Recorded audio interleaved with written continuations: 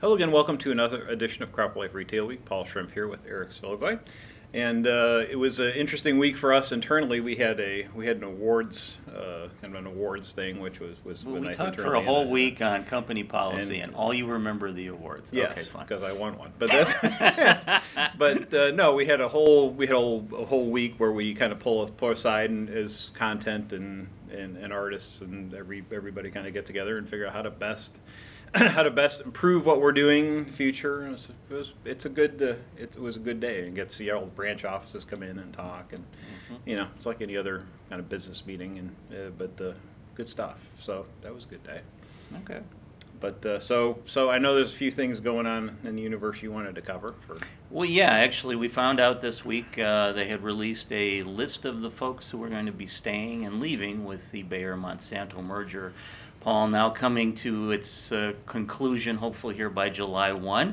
We found out that Liam Condom is going to be leading Bayer out of Mannheim. We've known him and talked to him over the years, I know, and our friend Brett Begeman is also going to stay on board. But we are losing a few folks. Dr. Rob Fraley is not going to be sticking around, and we'll be missing his insights into the marketplace. And also, Paul, I know Hugh Grant has said that he will be retiring as well, and I will miss him personally because I know that one of the first sessions I ever attended in the marketplace, I heard Hugh give his apple speech, where he takes an apple and uses it to represent the world and then peels away the skin to represent land that can't be used for farming. And of course, when he was done, there was just a little, like 1.5-inch strip of apple peel left, and that's the arable farmland we actually have in the world.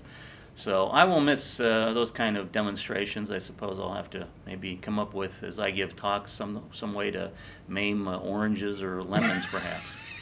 Yes, maim some fruit. That's always a good draw. It's what I'm going for.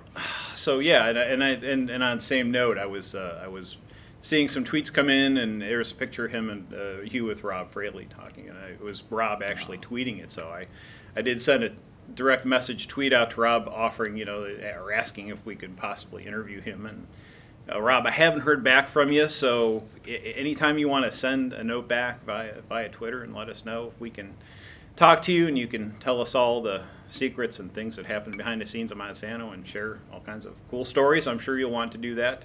Please give us a call, and we'll make it happen. Very good. And Paul, of course, one of your favorite segments coming up next, the quiz.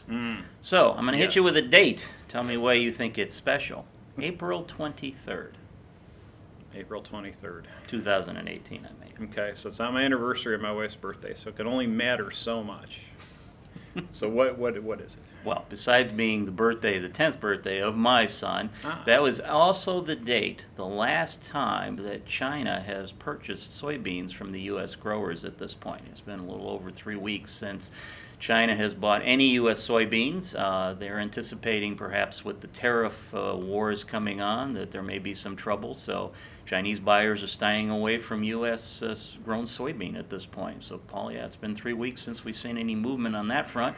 And I know the growers are saying that if this continues long term, it could very well hurt their business going forward here in 2018. Wow. Well, we know there's a lot going. We know China's obviously serious about this, and yes. We actually have some.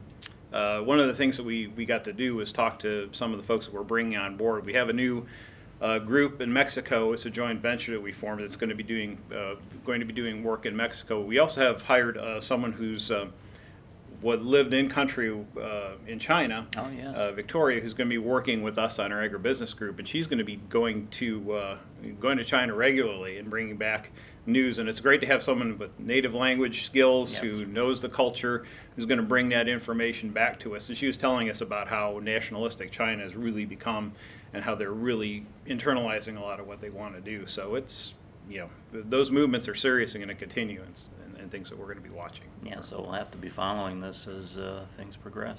Yeah. So that's it for this edition of Wait a minute, was that dog always here? Whose dog is that? Hi, doggy. That is my dog, Lucky. This was Bring Your Dog to Work Day, and I had nowhere to stash her while we were doing the video, so I figured she would join in. So if you like Lucky in the audience, then send me an email, and I'll get you a nice little picture of her. It's on a graph picture with a paw print. That's great. Awesome. Well, that is indeed this edition of Crop Life Retail Week. Thanks for joining us, and we'll see you next week.